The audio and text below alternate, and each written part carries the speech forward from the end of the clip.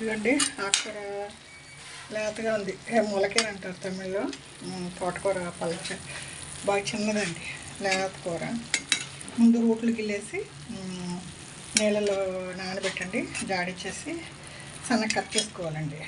Cut చేసి కొంచెం మూకులో వేసి నూనె వేయకుండా అలాగే కొంచెం నీళ్ళు చిలకరించి ఆవిరిలో ఉడకనిస్తాను. ఉడికినాక కొంచెం నూనె వేసి ఎండుమిరపకాయలు, కారం వేయను, ఇంకా ఎండుమిరపకాయలు కరివేపాకాయ వేసి ఇంకా కొంచెం ఉప్పు వేస్తానండి.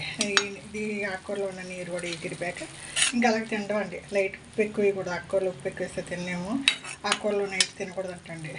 దానికోసం ఇది ఇప్పుడు 1 గంట అయిపోయిందండి. ఇప్పుడే ఏరి కడిగి ఉడకబెట్టి తాలింపేసాను. దీంట్లో తడి కూడా కొంచెం వాటర్ ఉంది, ఉడకేసి నీళ్ళు పారేయను, అలాగే తాలింపేసాను.